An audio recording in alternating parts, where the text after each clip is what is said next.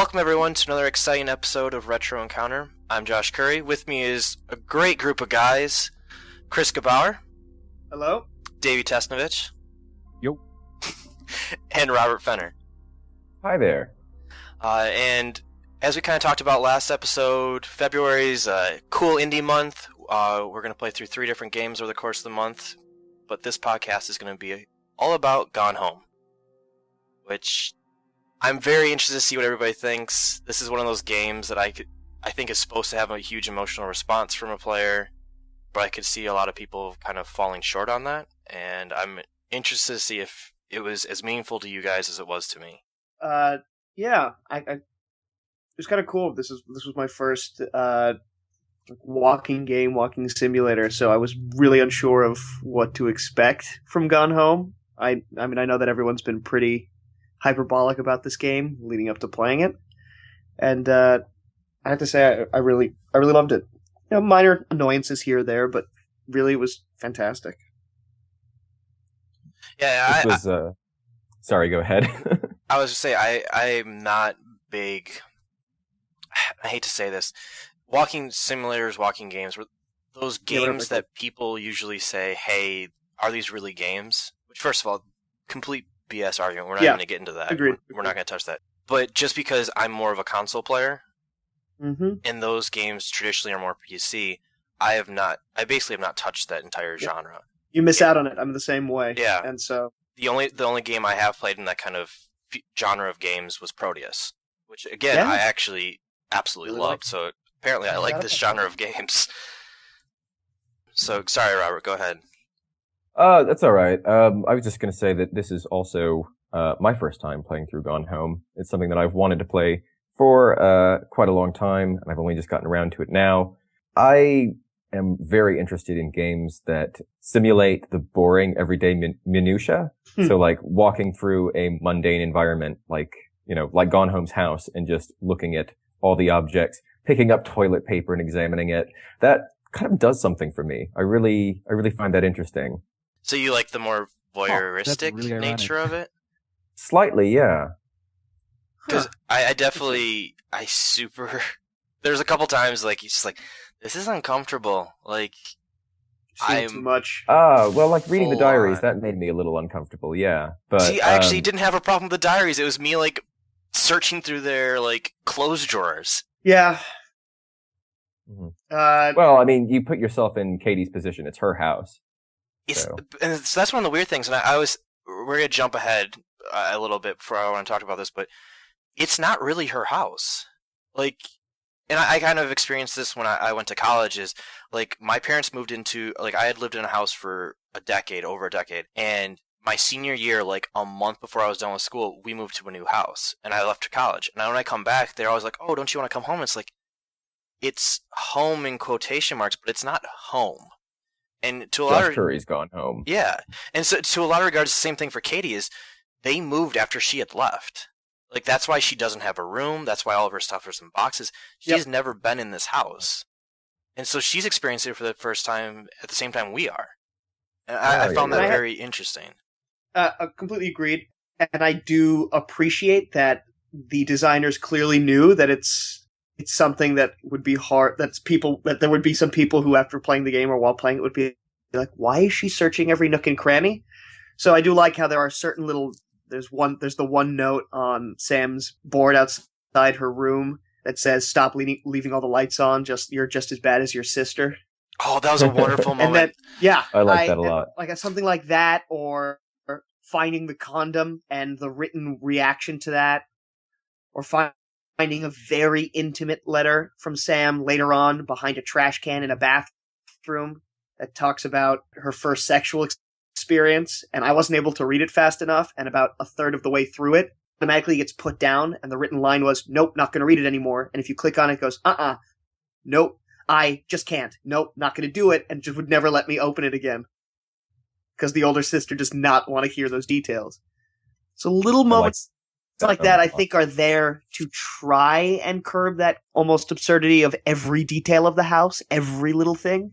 Because, to your point, Josh, I think if it was, like you went through, if it's a home you've never been to, you're going to explore it as fully as possible. but to the minutia that you as the player does through Katie, I think is a little too much because, it's a little more extreme. Because she knows half the things she's seeing. It's just in a new place. But for us, it's totally new, so we want to pick it up and look around it and be like, oh, yeah, this thing. But they have those nice little moments to be like, yeah, that's absurd, and you wouldn't really care about all of it if you were this person, and something would spook you out a little bit. It's a weird house. It is. All right. We're gonna Psycho House. We're gonna put this on a pause. Davey. All right. Well, yeah. Jeez. Oh God. We just have to get through Davey, and then we can keep going. Davey. Okay. Unlike the other three of us, you've actually played the game. Yeah, that's true. I actually liked it a lot more the second time. I appreciated a lot more about it because, like, my knee-jerk reaction to the narrative thrust is just, like, almost purely negative. And, like, in terms of realistic fiction in general, I find this whole story and setting kind of banal. Wait, you said It's banal, kind of right? pedestrian. Yeah. Okay, I was just making sure there was a B at the beginning. Carry on. Yeah. But like, I don't know. It just like, it really felt like an after school special to me. Like it doesn't feel like it's trying to be like a deep piece of fiction so much as it is trying to just sell this one point and get through the story. But, Ooh. That's this time through seems really harsh. After school specials are sort of, they're like, in my experience, they're sort of trying to push a moral agenda. Whereas I found the story a little bit more forward thinking and open-minded than something like that would be. But I think I see what you mean. Say like it was a good modern kind of forward thinking after school special. I just like, I don't think it holds up to like comparable literature or film even. Oh, well, definitely not. But in all fairness, though, yeah, I don't think it's. I hate saying this, but I love saying this. I think it's not fair to compare it to a book, or also by extension, a movie. And I know I'm going to get slayed online for that.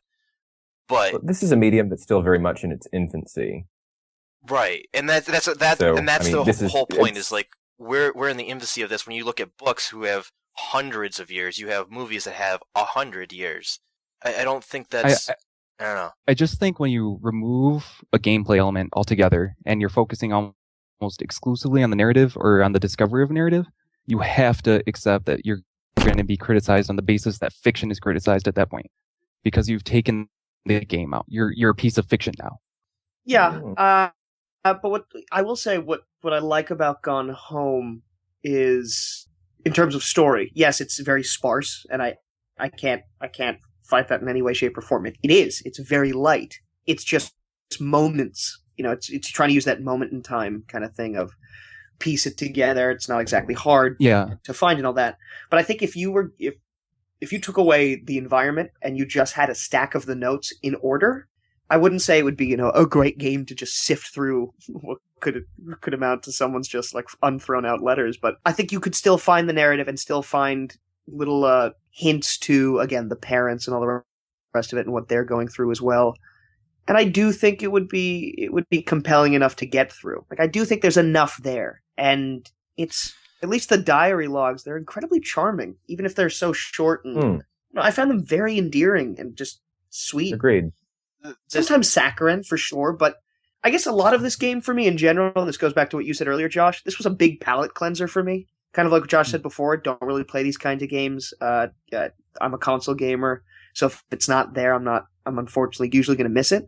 And your comment earlier, Robert, on how many 100-hour games there were last year, this was just a wonderful, huge change of pace. And so I'm kind of a little nervous to be like, to be so definite on how I feel about it, because it could have just been right time to play it for me too. So, and I'm going to agree with all of that you just said. Well, but I'm going to also go against what actually Davey said about the quality of writing, the quality of the game, and the complete package. Do it. Because, first of all, this game, like, oozes character. I mean, more so, like, you could be like, oh, there's only one person, you don't have any dialogue, you don't have any interaction. You interact with the house. Like, the house is a character.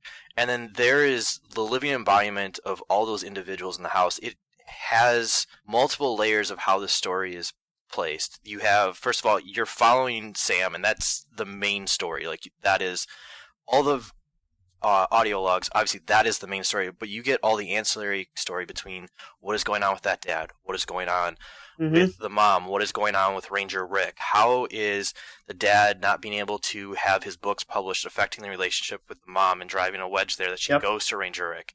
Like, there's so much there. You go into, like we were talking about, it is the psycho house. There is so much connotation associated with that when they throw in the creepy atmosphere, you assume that somebody is going to die or something terrible happened or all of them murdered each other. And that's why when you're walking through, everything's disheveled. It's when you go through the basement and you are freaking out because there has to be something that jumps out at you. Or you pick up a cross when you're going through the secret passageway and the light flashes behind you and you lose your mind because something has to happen. Oh, damn it! It is an absolute, complete and utter experience, and beyond all that, it has a story that is well-rounded. It has quality characters that you actually feel at the end of that you know every person that's involved in this. You have your personal feelings about, like, oh, the dad was being a jerk here, or I can't believe the mom's going to do this, or how terrible is that friend that she's telling your mom to go have sex with Ranger Rick. Like, how awful is that? That letter is... There is so much there that when you get to the end and you're looking underneath the stairs and it's like, this is the final moment, like, this is their final everything, is like, what's going to happen? Like, you have that, you're just, like, clenching up because you do not want to go in there. And you're like, huge relief. But still, what the hell are they doing in there? What the hell, yeah. And then beyond that, to have to walk up those stairs, pull down the attic door, and go up there. And what you're expecting to go up there. Like, there is a full emotional range, there's a full story there's full characters. I think I will actually put this against movies or books. Like, if this was a movie and it was the same there, I actually think it would be worse because you're not personally experiencing it. You don't have to push yourself through that. So I would actually argue that this is a complete package. Well, you got me kind of wrong, to be honest. I think the narrative in environment building and the way the narrative is divulged to the player over time and the way it's placed in the environment, I think that's really masterfully done. And I think without that, this story is just, I'm gonna say, dog shit. Wow. Like, it's really surface level. Like, it feels like it's written by a high school student. It is a high school student. Like, and then they fell in love, and they were star-crossed lovers, and they ran away. Oh, but they're high school students that are idiots. Let's be honest. All of us were idiots in high school. We didn't think so at the time. We knew exactly what we thought. Oh, yeah. You think of every relationship you had in high school, it was going to be, I'm going to be with this person the rest of my life. I love them. If they break up with me, I can't go to school because everybody's going to know. They're going to hate me. There's never going to be anybody else, and my life is over. And they hit that perfectly. So I actually think that's a compliment that it's written by high schoolers because most of the game is written by high schoolers. Like, everything you read is written by a high schooler. Yeah, and it feels like it. I think they did a really good job. You know, this is weird, but especially with a big commentary on theater a lot, is when people see plays, they go, you know, those people didn't sound real enough. They sounded too much like the writer. And so people who can put in the right amount of likes or ums and get that kind of rhythm of people trying to figure out how to speak while they're speaking to someone else goes a really long way and makes it feel more natural. And I do think that with Sam, they did a really great job of, and also it's in the performance, but the pauses right before she's about to say something, and then she gets nervous, and then she's like, all right, I just got to say it, and then kind of blurts it out before the end of an audio log or in the middle of one. It just felt right. It felt like it was the right age. Games don't always really don't nail that as well, and but to also then kind of play a little bit devil's advocate, Davey, to your point, what you were saying against in counterpoint to Josh is like if you didn't have it as a game without the whole being without it being driven by the player agency, would it be as strong? And I mean, probably not, but at the same time, it was built for this, so it's hard to. Right, I was going to say, is that even a worthwhile argument because it is a game? And it was built around this construct. It's absolutely a worthwhile argument because, like, I think we fall into the trap of grading the story of a video game on a curve, and that curve is the story of a video game, which traditionally has not been as good as stories in other media. Sure. I feel like that's one of the things people do to Gone Home a lot. I feel like the main narrative thrust is like really low level, like amateur literary professional. I don't mean the micro level so much. I totally agree with what you guys are saying about the micro level and about the individual notes and stuff and like how that prose comes across. Yeah. But I feel like the macro story is just really superficial and not good. A little bit of a shrug, just an Yeah, So like I've been would you- reading Isaac Asimov and Philip K. Dick all month, and like this is just Right. Well, that's Feels not like- what Gone Home is trying Yeah. to do. Let's. This isn't No, a yeah, Scanner but the- Darkly. So I can have There's clarity, just, like- Davey. What would you define as the macro story? like the whole Lonnie thrust is like what's at the center of the story. It's like the only thing the audio logs talk about, and it's like the thing that ends the game when you complete it. Okay, well, I mean, she's a sort of confused adolescent who, Lonnie is the center of her world at the moment. And that's what this short story is about. I have much more to say disagree. than that. But I'm sorry, Davey, but I wholeheartedly disagree with basically everything you That's said. That's- I mean, and you will fight about it. let's do like just a thought process here. What's your favorite movie? Don't know why you picked that question for me. So, sorry, what did you say? He didn't. Okay, I didn't. fine. We'll do this for Chris. Davy's not a movie guy. if I Chris, remember what is your correctly. favorite Oh, God. movie? Yeah. Long list. I'll narrow it down to 3. There's Blade one. Runner. Okay, Blade Runner. There we Runner's one go. of my favorites. Perfect. There's elements of Blade Runner that are made 100 times better because it is a movie and it's in that format. If I were to take that story, everything that is there, and made it into a picture book, it no longer resonates in the same regard. Chris, have you ever read the Blade Runner novels? Yeah. Well, the one book, Do Yeah. Androids Dream of Electric Sheep? Yeah. Going back to Philip K. Dick. And it's interesting that The only one that PKD actually wrote. Yeah. So, obviously those are... It is kind of cool. Yes, it's a great book, but what's wonderful about the movie is they knew they couldn't do the book, and they took one story and then extrapolated it and made Yeah. their own That's- additions. That's a tale of good adaptation for Yes, sure. exactly. So- but I think that's relevant to, in a weird way, to Josh's point, because they realized we can't Yeah. do the book, so Right. we're going to make it for our medium. And they And took visual. a book that is fantastic because of what it is, and they understand its constraints, and it built everything around there to be perfect, or at least the best that it can be. You look at the movie, again, understands the constraints, works within those confines, makes something that is fantastic. You look at Gone Home, a video game, it understands what it is, it understands what it can play with, it understands that it's an interactive medium, sets up a series of events, storylines, whatever, works within those confines, and gives you an emotional experience. To say, hey, if Gone Home was a picture book, it was a story, it was a movie, it was a play, anything of those regards, it's going to be different because it is not in those confines. It would have to be adapted and made new for each of those. Just like we see all the time when books go to movies.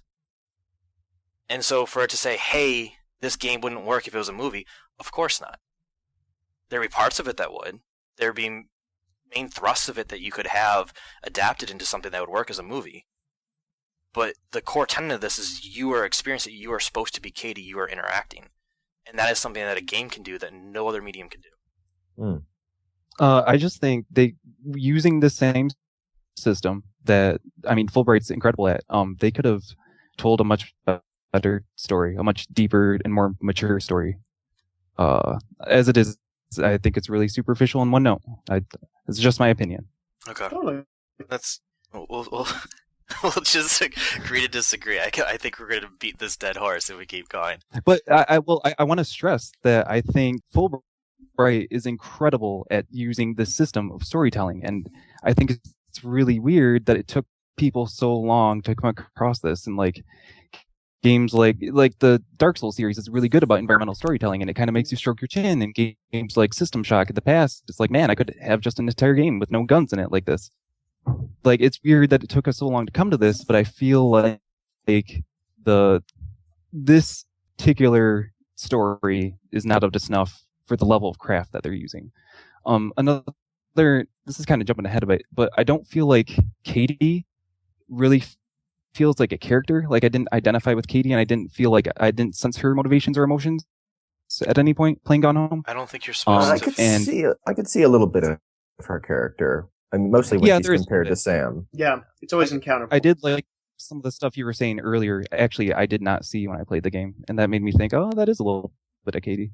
But I just played Sybil not too recently. It was made by an employee, Fulbright Games, and like, man, I felt like I was that character. Like I was 1-to-1, like in that character's shoes throughout the entire course of that game. And like I feel like in a lot of ways, because Gone Home doesn't do that with Katie. Like you miss out on that, putting the character in the player in the character's shoes rather. I will say that this game does feel like an experiment to me. Like a let's see how this will work. Like I feel that in the game, and I like that. You know, I like when you can feel the newness in something, like you're treading new ground with someone else, even if it's just that company doing it for the first time and it's already existed as a genre. But yeah, sorry, Rob, I just totally cut you off, and I was. Oh no, it's okay. I think I almost interrupted you. I think the key difference between Gone Home and Sybil is the protagonist's story, whereas this is not. This is Sam's story, and we're it's the family's story really, and we're it. Caitlin's already had her story. Her story was her gap year. That's over, and now we're seeing what the family has been up to during that that gap year. I would say that you're not supposed to have. You are Katie, so you're not supposed to have a story for Katie. Yeah, the only little the details game you doesn't have make are me the feel like trophies. Katie. What? Yeah, the game doesn't make me feel like Katie though. You're not supposed so. Like, to compare feel Sybil like to a floating this, camera. which I have not played Sybil, so I want to put that caveat on first. You're supposed to. Is the main character actually called Sybil? I think that's her main character online is Nina Free. avatar. Okay, yeah, duh. Yeah. So you're supposed to be Nina as she's experienced it, and you're supposed to have those emotions. For this game, this is, like Robert said, this is Sam's story. You're supposed to be an outsider watching this and having the emotional, like, response to Sam's story. Whereas in Sybil, you're supposed to be Nina and actually feeling those because it is you. This isn't a criticism so much as I feel like it's a missed opportunity. Why would you do that in a game that's from the first person perspective? Like, why wouldn't you make use of that perspective? I think it's in the same way that games traditionally, like Oblivion, Skyrim, Fallout, the idea of it being clean slate, no voice. You are experiencing all this stuff through your avatar, but it's supposed to be you making those choices. I think it goes off of that. Even like the BioShock 1 kind of thing of, the person, but he's not going to speak. So it's you being that person and living through that person's life. What would you? Exactly. What perspective would you want, Davey? No, I'm saying I think if they would have made Katie a character, if they made me understand her motivations, if they could have like put her thought stream into my head, it would have been a lot more effective as an overall piece. So I can tell you what Katie's motivation is. She came home. The house is trashed, and she doesn't know what happened. Yeah, no one's there. I would have, if I was Katie, I would have sat down and read a book until someone came home. Like, if you want, like that house, I don't get she's it. going to be waiting a while because her parents are on a retreat, aren't they? I know, for a few days. Yeah, and Sam's never coming back. Except in 2 years. Yeah. It turns out the relationship didn't work out. And... In 6 months. Come on, it's high school. Yeah. They wouldn't last 6 months, man. I know. So You're insane. my wife was sitting next to me, and my wife is part of the army. She's like, if she signed up, they wouldn't let her get off the bus. I'm like, yeah, I know. Yeah. I did have that thought too. There was no way. But it's all right because it touched me. Yeah, it touched me in all the right places. Exactly. But it is details like that. I feel like there's some sloppy storytelling going on. I would agree. There is concessions that have to be made. Yes. Also, like, why would there be a crumpled note from 6 months ago that happens to be on the floor that I get to read? Like, you know what I mean? Years ago. Yeah. Why an note be so perfectly placed in that room? Some of them were a little bit, Yeah. And also, I understand that they're supposed to have just moved in, but they've been in that house for a while. There shouldn't be that many boxes. The house should be... I know it's a mess of a house because those people are screwed up at the time. But, like, that house should be more of a house. Why are there so many phone books? No, better question.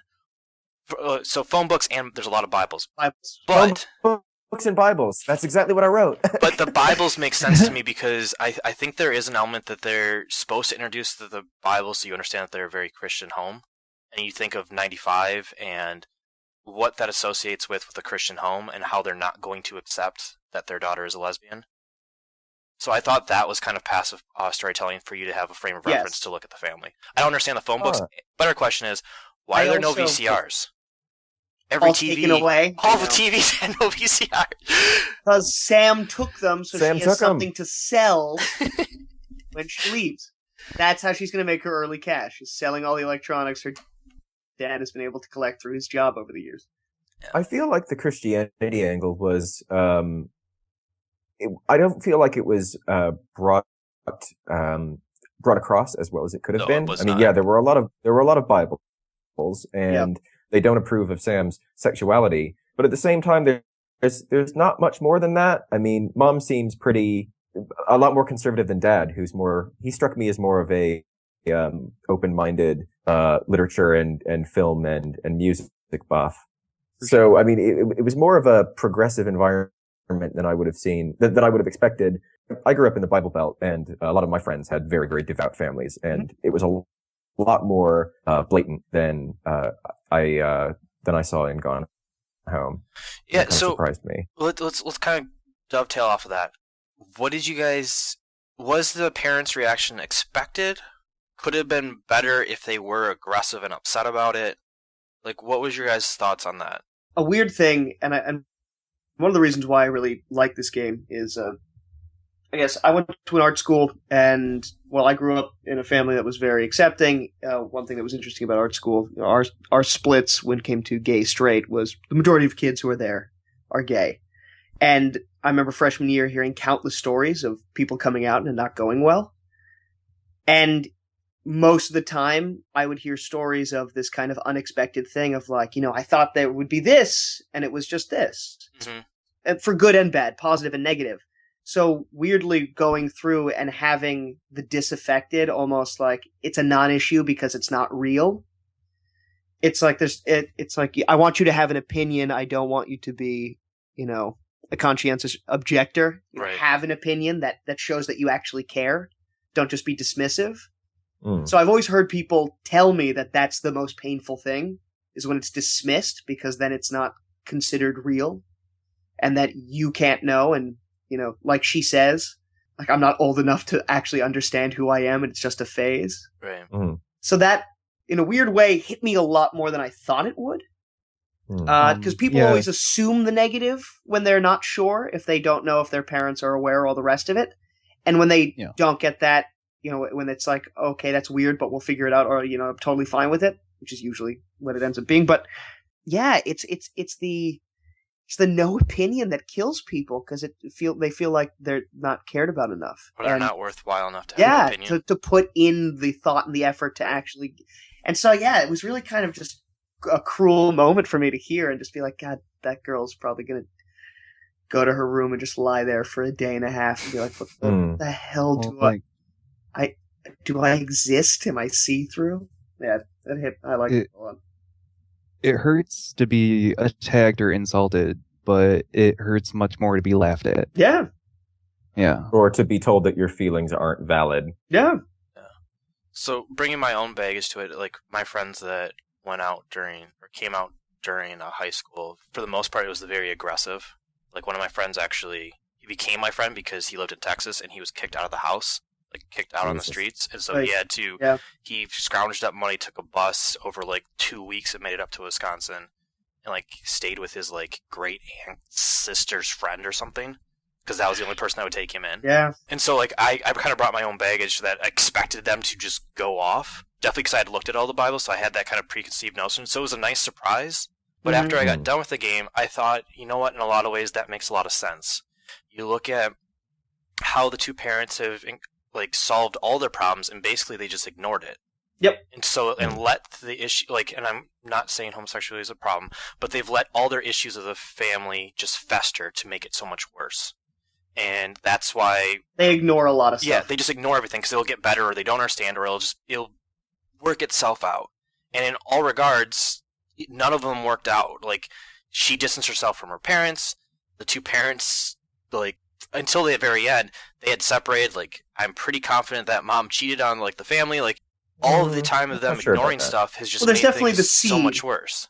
Yeah, we know that there's the seed of thinking about maybe I should sleep with this other guy, and we were like, there's nothing that proves that they actually did, but I don't think she did. I don't think she did. I think she tried, but she got shot down eventually.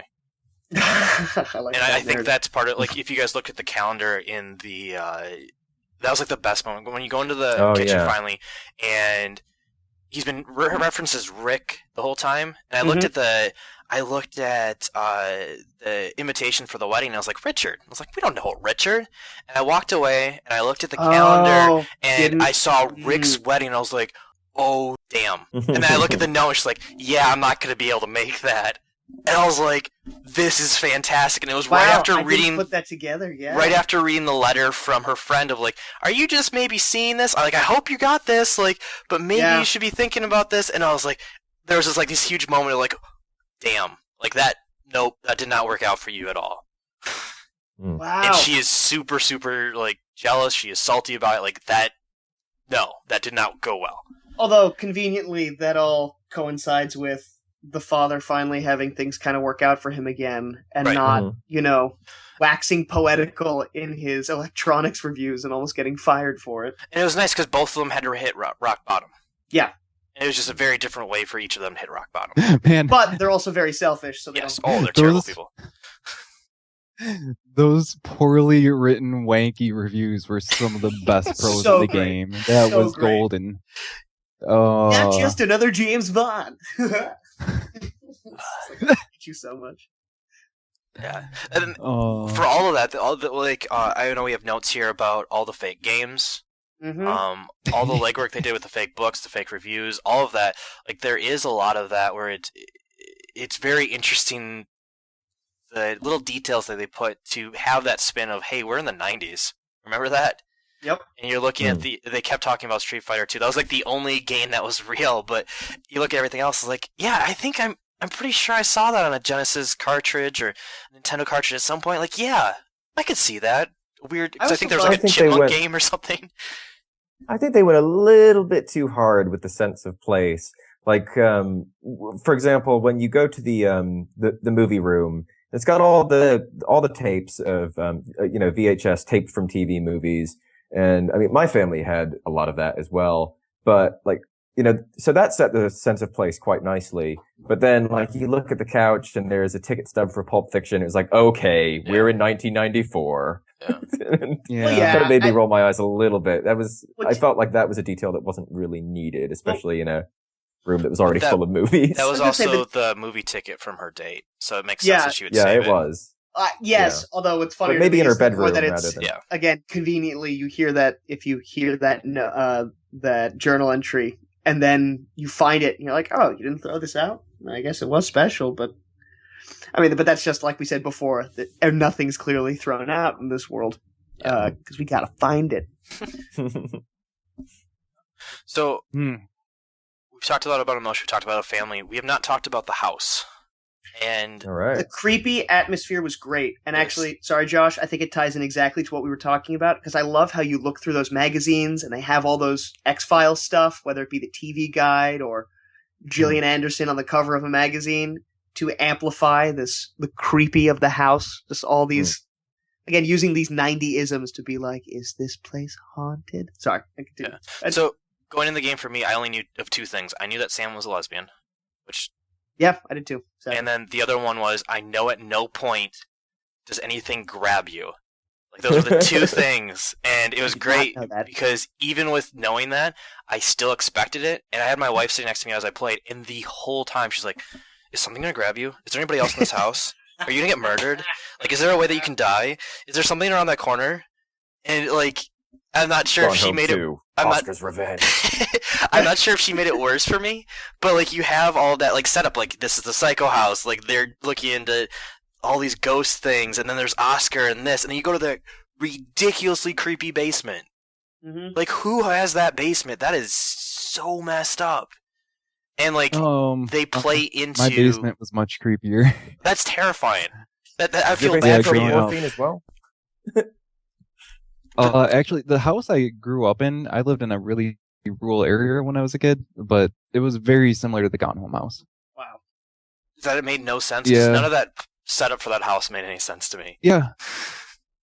Yeah, it didn't make any sense for sure. No, the basement was really weird and creepy. We had all the like cabinet fixtures and stuff were the same ones I grew up with in that house. It was really weird. Oh wow, that's Yeah. cool. But yeah, the whole game, I expected for something to happen to me, and then like I said, Yeah. I mentioned earlier, when I picked up that cross and that light went off. Which spot was that in? So there's the secret doors, Yeah. and you can go from the second floor through the parents' closet down to Yep. the library.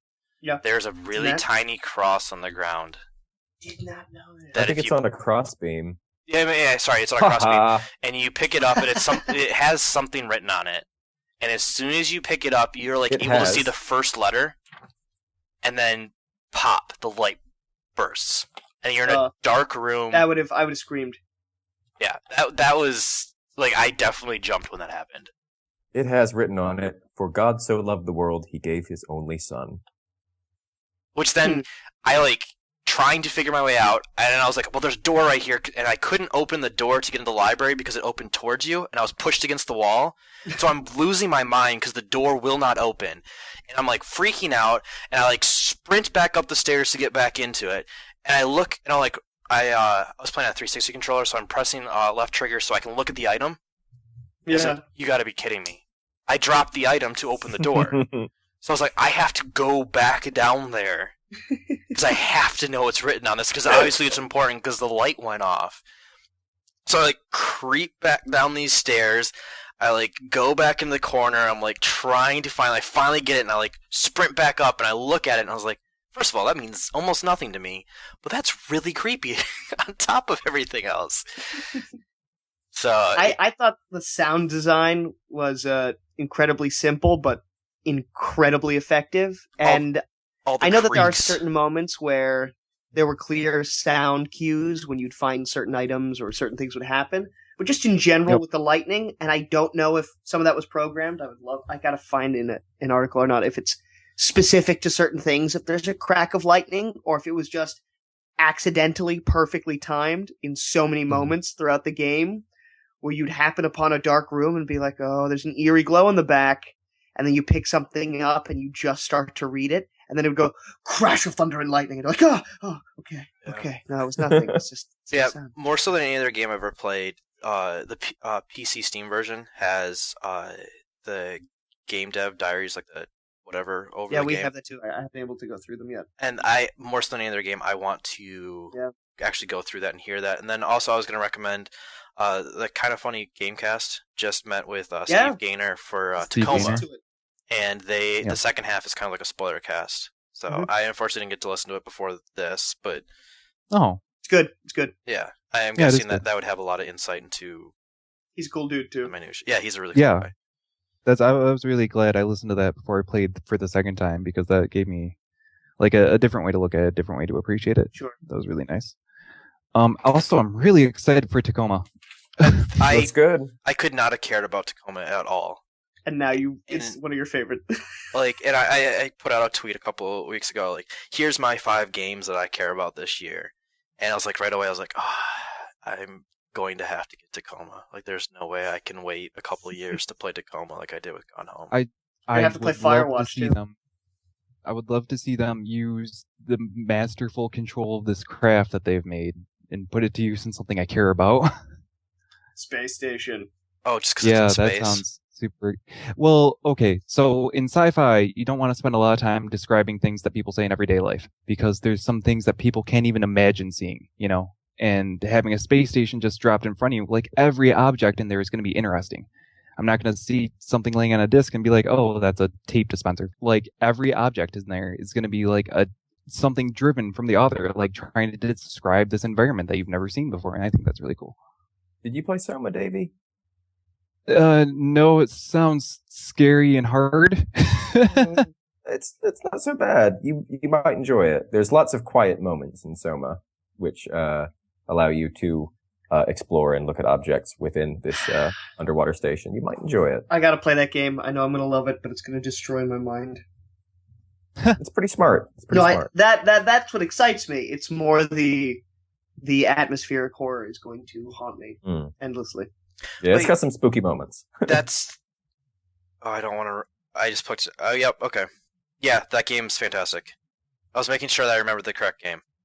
Yeah, that has some really, really good moments. It has meaning. It makes it meaningful for you to look around, and if you do take advantage of looking around, there's some moments that you'll get that are fantastic. By the way, talking about moments that were spooky or jarred us in Gone Home, did any of you, when you walked into that bathroom next to Sam for the first time, think the game was going in a very different direction for a few seconds until you get the diary from picking up the bottle? There's a little hitch.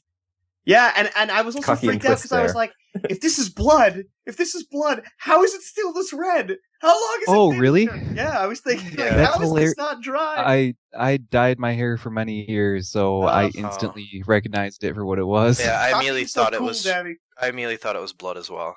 Oh, it freaked me out. I was like, what? This game was supposed to be heartwarming or something, and but oh my heart's not good. In all fairness, even after they played with that, I still thought it was a build up to the end. There wasn't an ounce of me that didn't think that when I went into the attic that Someone wasn't gonna. Dead. I thought she would have hung herself.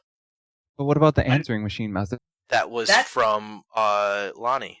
Yeah, what's interesting, going to your point earlier about we don't hear from certain characters, I couldn't tell if the second voice message was the first girl or you just calling in a moment of a freak out, because tears it wasn't. I could tell it wasn't 100% her, but also with tears you never know if someone's, some people sound different when you're crying, and there hadn't been enough. I had no idea who Lonnie was at this point. So I wasn't sure, is this Sam or is it Katie?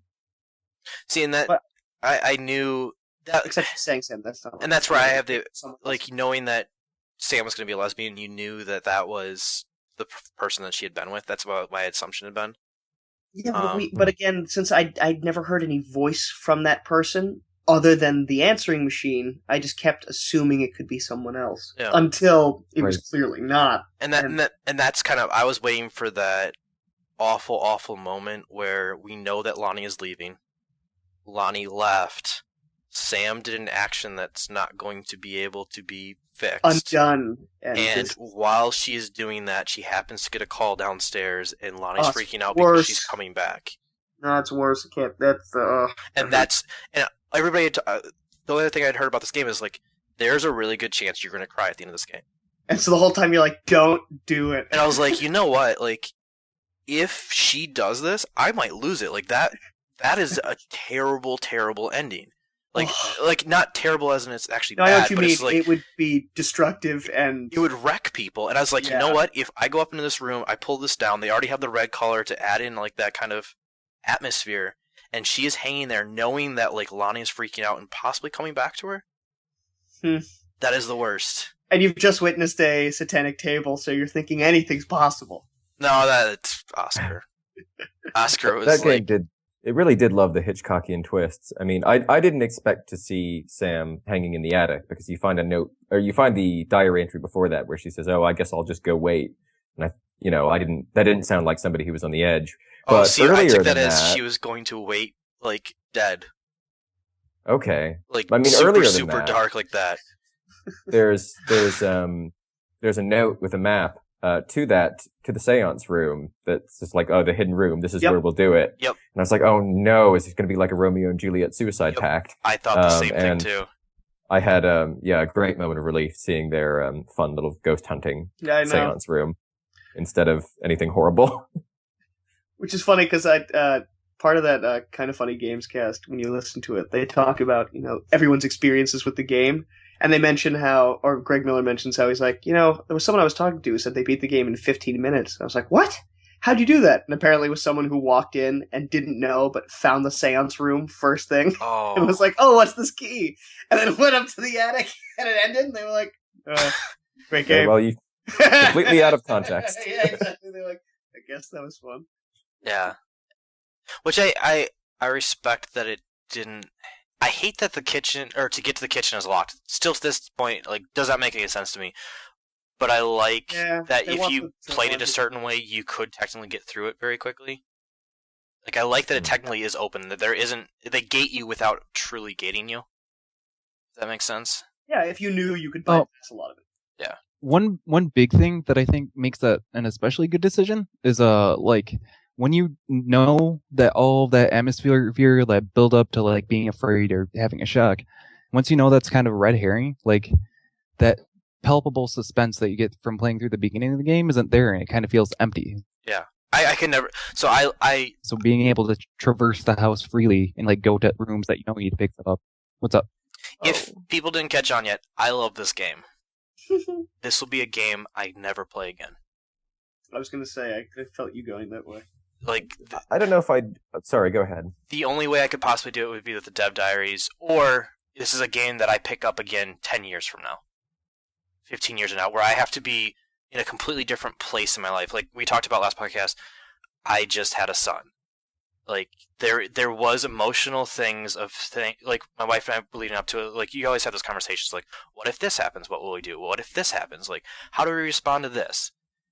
And obviously, if whatever he chooses with his sexual orientation, I will be okay with. And I was trying to have that, like, so you have that frame of reference of, like, wow, if I was these parents, I would be handling this differently. So the only other way I could play this is fast forward 15 years, my son now is in high school, and kind of having that parental lens on it. But outside of that, I don't think I could play this game again. Could you play it with your son in maybe less time than that?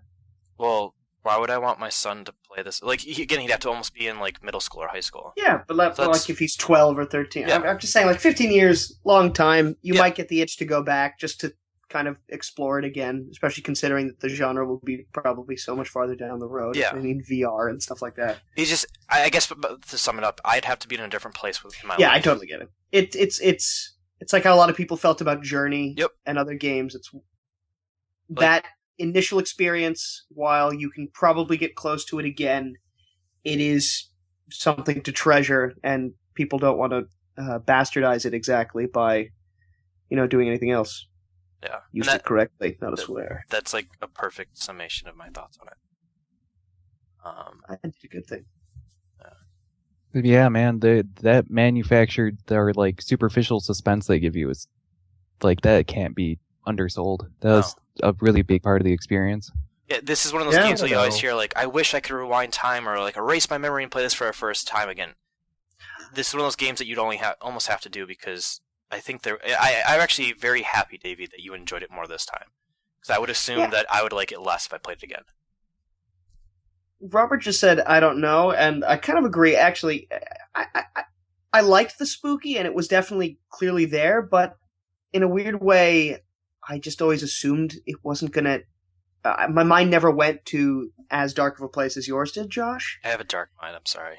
Well, I mean, but what's weird is a lot of times I usually assume the worst when it comes to things like that, but maybe it's because I've just, whether just on the fringe or whatnot, I've heard enough about the game, kind of like what we were saying before, that while I would get spooked out by specific things or a sound effect would make me go, for the most part, it really was just free exploring.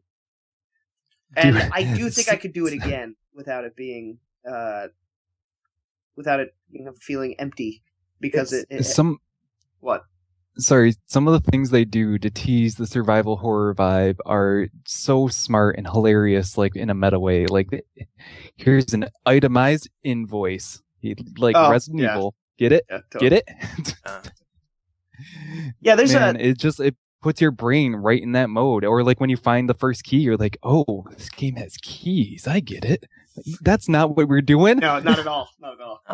I didn't really read it as a reference to survival horror, but really just to, graphic adventure games. But, sure. With the setting, I just saw it as mise en scène. And, it's a dark and stormy night.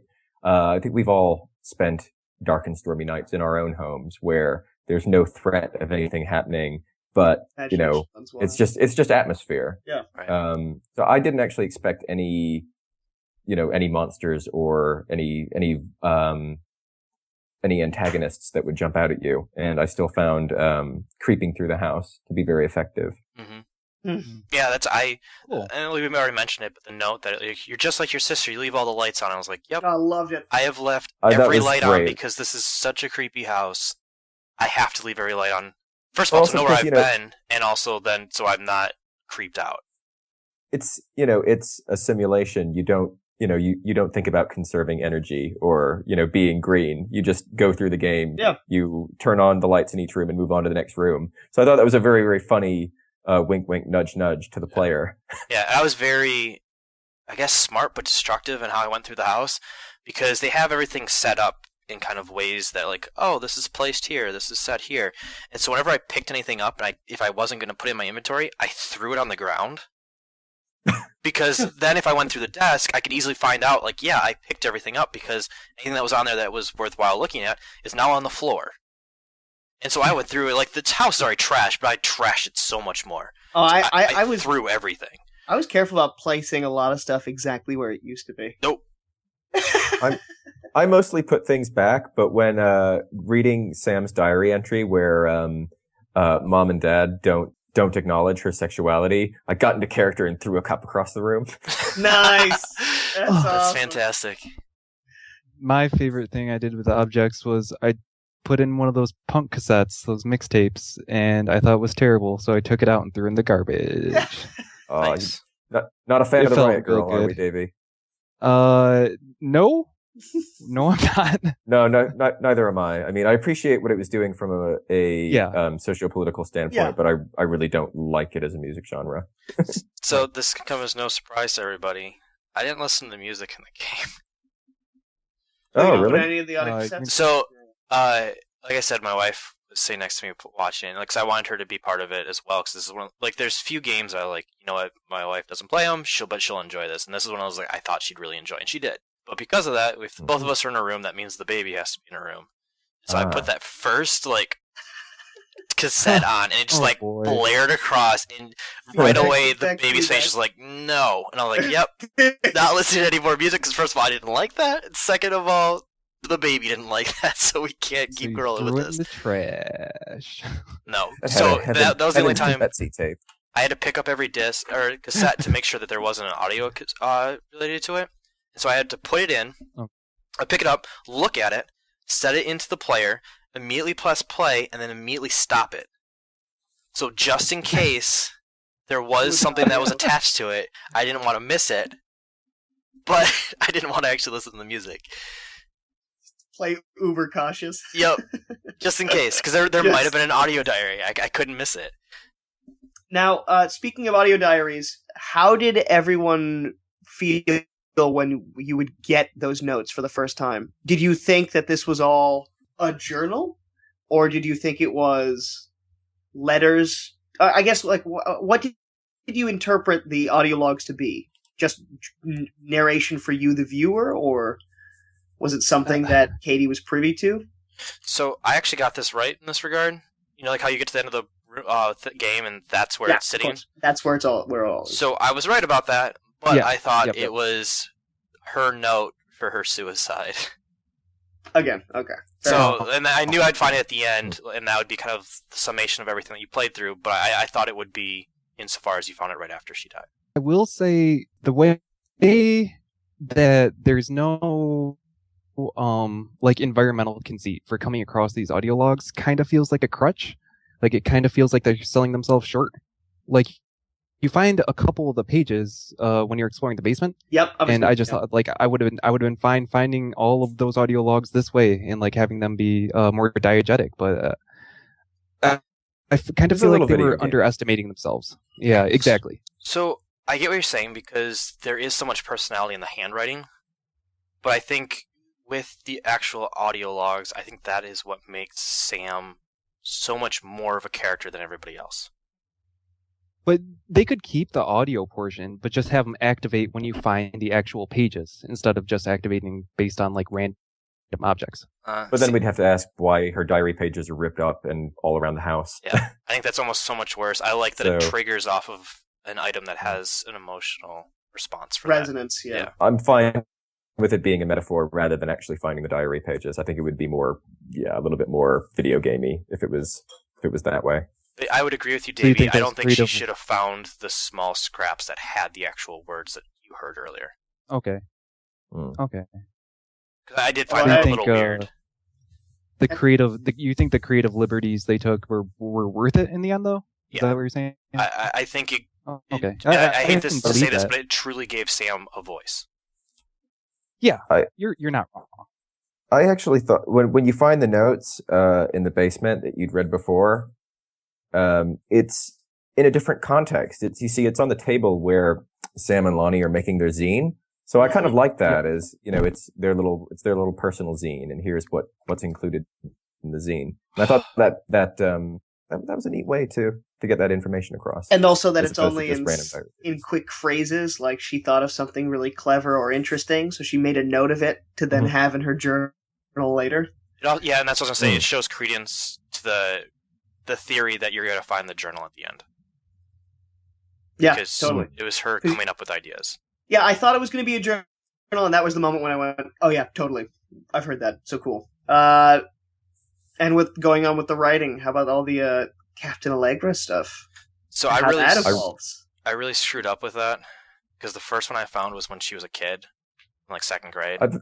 So I think that is the first one that you find. Okay, I chose not to read it because I was like, it's a 2-year-old or not 2-year-old, Oh. a person in second grade, and so I got to the second one. I was like, well, I didn't read the first one, and so I skipped like 2 or 3 of them, but I read the important one where her first mate turns into a girl. Yes. So at least I got the most important one. But yeah, that I wish I had read those. So you didn't read the one in her bedroom? I picked it up and then I set it down. Interesting, because I think that one would have supported your idea that someone's going to die a lot more. Oh, really? Yeah, But I think that would have been great for you. that's too Chris, bad. I can't remember what was in that one. The one there is the ghost. They're ghost hunting, and it's supposed to be like the president or something. Not the president, but it's some commander-in-chief type individual. And the first mate is holding on. They have one of, like, straight out of mythology in the Labyrinth. They have a unbreakable twine kind of thing to I know their completely way missed out. this one. And it's in the closet under something, in a shoebox or something like Yeah, that. it's really oddly tucked. And first mate, they're trying to distract this ghost so that they can get, I forget what they're supposed to be getting at. I don't think it's Oh, I did read it. Yeah, And It's then the treasure. and the first mate says, I'll distract it. Don't worry, I'm going to be fine. And runs off. But of course, the ghost follows her far too easily. And you hear her scream in the distance. And then the line goes slack. Yeah. So yeah. I overall, I thought her professional writing that she did, Sam, was fantastic. That one Captain Allegra story that I did read was really well written. The Menstrual Cycle, a novella. It's so funny. So amazing. So fantastic. Like, I just laughing. And it was like, first of all, well written. Like, really cool structure to that story. But also just hilarious. Like, that was awesome. And then I liked the idea. So at the end of it, there's in red letters, "See me," from the teacher. And I was like, wow, like, she's actually going to get in trouble for this. And then I found a couple other things where they're like, Sam and Lonnie actually were getting in trouble for something. I was like, really? Come on, like, it's well written. And then you later find out, hey, she actually wanted to give her a push her in the direction of getting a scholarship for college. And I was like, oh, Going to that's that actually summer really program cool. for Yeah. writing. Especially considering that she's doing poorly in other classes. Yeah. Because she doesn't care about them. And so this teacher's like, Mm. this is your thing. Please do this. Go to the summer school and get him to read. So I thought I really liked those stories, which I'm typically not a fan of having to read things in games. Well, Yeah. The very That's an first interesting one. thing. Sorry, Hmm. go ahead, Robert. The very first Captain Allegra story, it's kind of an allegory for the ending.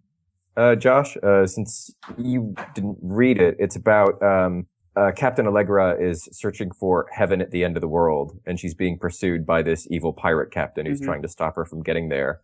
And they end up foiling him, and Allegra and her first mate escape to the heaven at the end of the world. Wow. So, Yeah, I mean, It's kind of- there's a lot of foreshadowing in a lot of different things. seems like in those Captain Ledger stories, they definitely did it. Wow. Interesting. Davi, you were going to say something. Yeah, I spaced out for like half a second. I was trying to remember what it was. I apologize. I just put you on the spot. My bad. I'm an horrible person. A little bit. Oh no, I was going to say it's really interesting how this form of storytelling, without actually being strictly prose, how like it uses prose as like a part of the overall structure. Yeah. Like that. Like that's something specific. Like in this formula of storytelling that they've made.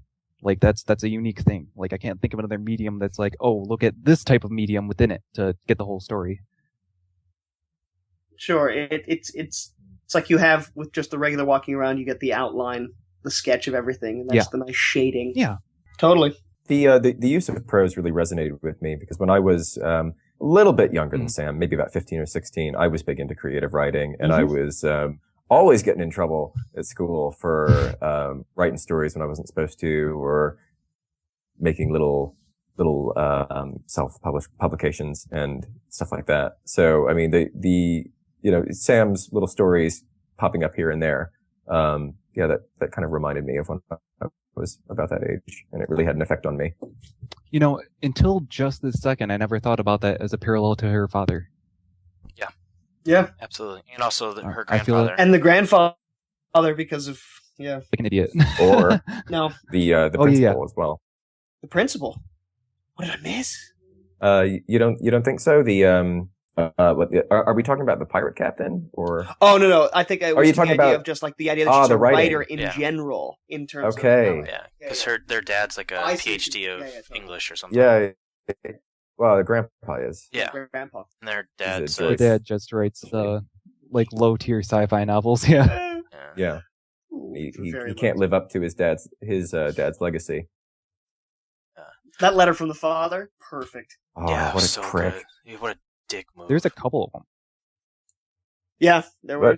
How that recontextualizes Terry, the father, him being so hard on himself. His idea board with "you can do better" written on it, and then you find the letter from his dad saying "you can do better." Yeah. It's like, oh man, poor guy.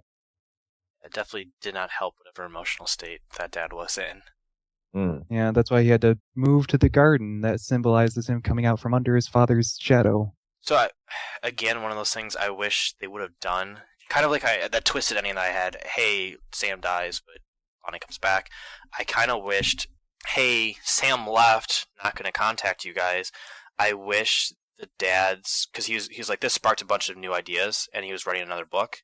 I wish we could have seen notes for that, and it was actually showing them being accepting. It's like him starting to be more accepting of his daughter, and that's why he wanted more closure with the parents. I wanted the punishment of like he learned, because he was talking about like how he finally put himself in it, but also made it relatable. Like he found what his dad was saying to him, and at that same time, while getting past that baggage with his dad and being able to accepting of that, he was able to be more accepting of his daughter, and it was really his daughter that made him be able to be successful again. I think there's kind of a hint of that, whereas so he wrote 2 books about going back in time to save JFK, right? And then the 3rd book that he's writing for Altered Dimensions is to save himself. Save himself. I think that's to go back and not make mistakes. Maybe it's a metaphor for that. See, and I wanted it to be that for his daughter. I think it was just him not making mistakes with the book and possibly his wife. And it's like the same time that you find out that they're on the retreat. And so I was like, hey, I'm going to go back and save myself by going on this retreat. Yeah, I think, the parents don't really know about Sam right now, do they? Well, no, they do not know that she left. That's the thing, is that I don't think there's, in his head as a character, he has anything to fix yet there. Yeah, because she's going to grow out of it. To him, it's just like, she's going to grow out of it, and even if his opinions are changing, it's, I have time because she's at home. I got to deal with this other thing first. That's fair. That's absolutely fair. Because that's the other thing we don't get the answer for is, Sam goes away with Lonnie, and there's this very romantic, wonderful idea of it. They're going to figure it out. But then there's that other side. I know. But then there's that other side of, well, what the hell are the parents going to do? Better question is, what do you as Katie do at that point when you get to the end of the game? Well, you don't have a cell phone. It's 95, so you just kind of got to sit there and go, oh, God. She comes And home. that's She when finds Katie out hung herself in the attic. exactly. There we go. There's my closure. Yeah. I mean, if you think about it, though, she finds out that her parents have a screwed up marriage. Mom tried to cheat. Like, they're gone trying to fix this. They didn't accept your sister, who obviously they're very, like, Katie and Sam are super close.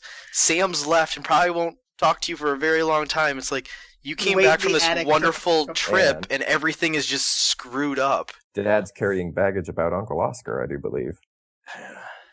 Yeah, so I did not catch what's the deal with Oscar beyond him being psycho? Well, he wasn't exactly psycho, was he? Did you find the obituary? He was still a well-loved member of the community who just passed away at home. He was psycho because he was a recluse who lived in this big house all alone, so people would make up stories in the neighborhood. Okay. But there's a reason that he was a recluse. That I missed. I think Talking about the well- safe? I remember it. Was it in the safe? Because I couldn't open that last safe. Okay, that could be part of it. There's a lot of morphine in the safe, little morphine syrettes. Oh. And in one of the hidden rooms, you'll see that he's been measuring Dad Terry's height up to the age of 12 in 1963 at Thanksgiving, which coincidentally is when Kennedy was assassinated.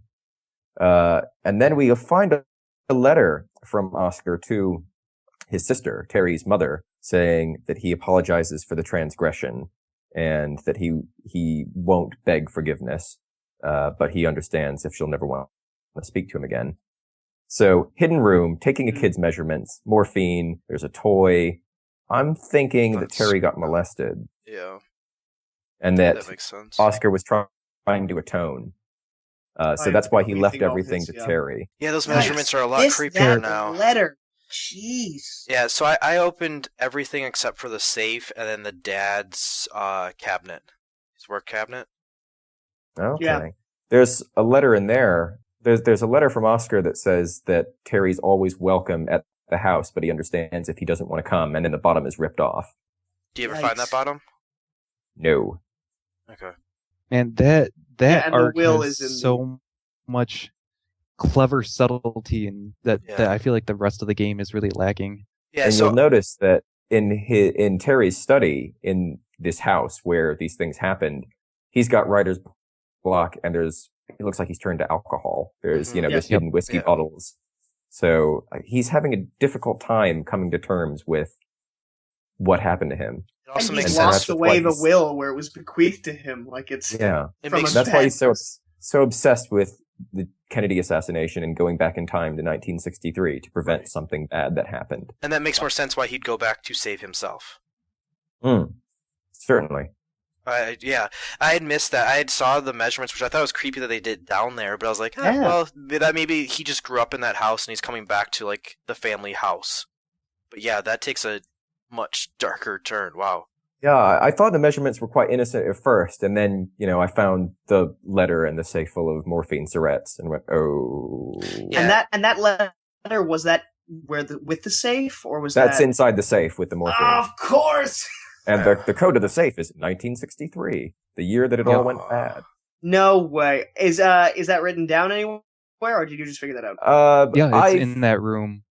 Yeah. I need it's to the last look date. better. There's another note as well. If you didn't figure it out from the Picture. calendar on the wall or the picture, there's a sticky note when you open a secret passage. But So this is exactly why you don't play the game the day before or the night before. See, and I actually purposely played it the night before because I knew this was going to be an emotional game, and I wanted to be on that emotional high. Whatever it was, whether I liked it or disliked it, I wanted to still be on that emotional high going into the podcast. I mean, that was my logic, but I missed things, Josh. I missed things. Yeah, but and so I do feel like That's that's fine. the pinnacle of the storytelling in this game too. That's too bad. I think that some quite taboo territory for the medium. Right. Yeah. And I think that's exactly where this game truly shines, is you see little hints of things, and you usually look at it as like, oh, it's this. And then you dig a little deeper and you find something, and your whole mindset of how you're looking at it shifts. I think the height chart is like a perfect example of that. Because it could be very innocent, like that you have those in households growing up, and you have that initial reaction like, oh, it must be this because kids grow up and we want to measure it, and then all of a sudden it's like, oh, this is no longer It's in a okay. hidden room. It's an invisible clue. Yeah, and there's a lot of that. Yeah. The house Yeah. is sprinkled with that. And I liked that. I felt like, and I think you're supposed to feel like this, but you kind of feel like a detective. And you're trying to piece Yeah, all that's these why clues I kind together. of wonder why they didn't go with a detective story with this kind of storytelling, you know? It wouldn't have been as personal. Yeah. I think It ultimately could, you could make a personal detective story.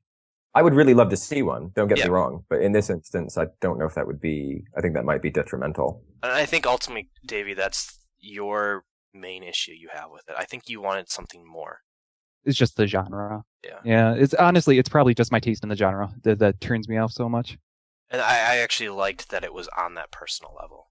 I liked that it was your family. And that it was teenagers. I think teenagers bothered you a little bit, Davi. I just love your notes. Ugh, teenage melodrama. Yeah, read me like a book. Good job, Chris. Well, but- I'm sorry. You wrote it. It's easy.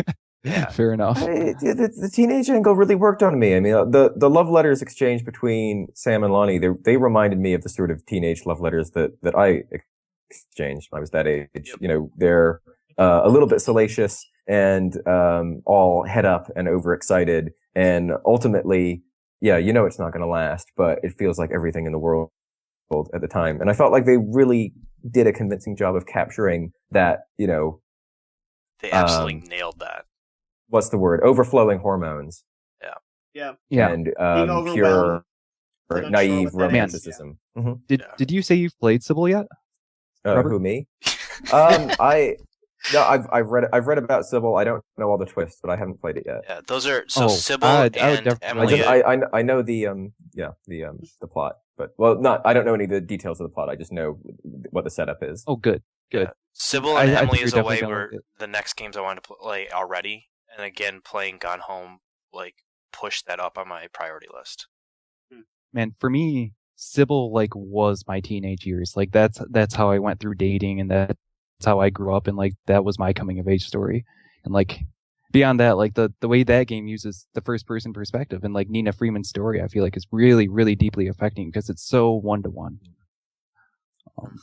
I expect that I'll find a lot to like about Sybil. The idea of it sounds very familiar to me as well. I'm just so happy that there's so much to go to now for me after playing Gone Home. Oh, yeah. Everyone's gone to the Rapture from this last year. There's, again, Firewatch in, next week? Oh, it's going to be so good. Yeah, I mean, that Dragon Cancer, I really need to play. Did you ever play To the Moon that we're going to be doing next? No, I did not, and Oh, I would. boy. I know. I've also. Ugh. See, I'm catching up, making up for lost time. Good man. Trying to rectify the wrongs that have been committed. No. To the Moon, I've heard fantastic things about, but I have not touched. Yeah, and so I think that's a good way to wrap this up. Like we said, this is an indie month for us. We just covered Gone Home. After this, we are going to the Moon. We're trying to have kind of same feeling type games, I guess.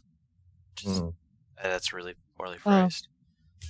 Just different ways to explore narratives. Yeah. They're all really individualistic in that way. Yeah. Boom. But yeah, so we're moving on to the Moon. After that, we have Juniper's Knot, which I have zero idea about, but that was Davy's idea. So if you guys don't like it, blame it on him. It's a short kinetic visual novel. Yeah, yay. Oh, actually sounds really cool. So no gameplay then. Will the story Correct. stack Absolutely. I think it should be in a different medium. Visual novels, Rod. It's I think it's just a really good first visual novel for babbies. But no, it's just a good way to sell the ways artwork and audio can really enhance prose. Awesome. Yeah, I think all three games this month are really good. I think it's also, if you are not used to that type of game, it pushes you outside of your comfort zone, but also are safe games that are probably some of the better games in that. I don't know about Juniper's Knot, but I'd say for To the Moon and also Gone Home, they are well-respected games, if nothing else. We are going to be playing, and as we saw with for Chris, I'm going to speak for you, but this definitely got you into the direction. Kind of nice timing to get through that as it's coming up. Yeah, and I always wanted Marcos to. is and going to it have a was good to good just finally time take the slicing lead. some MP3s from that Awesome. OST into these So others. in that regard, Yeah. as Oh, we're so talking good. about what we're going to do in the future, It's so really good. So, but yeah, so that is going to do it for this podcast on Gone Home. We'd love for you guys to jump on the boards at rpgfan.com, and we'd love to hear your experiences with the game, what you thought, whether or not the storytelling worked for you or not. You can always send your emails to retro@rpgfan.com. Last but not least, please go into iTunes, give us those 5-star reviews, put some comments in, some good thoughts. We'd love to read them, we love to see them. It really helps out the podcast. Yep. Flip the switch in the on position, turn the knob up to 11, and leave the lights on when you leave the door. And on that Click wonderful the comment, note, subscribe and right on my face. that is going to do it for us at Retro Art Encounter. Thank you for listening. Thanks, guys. You. Beautiful.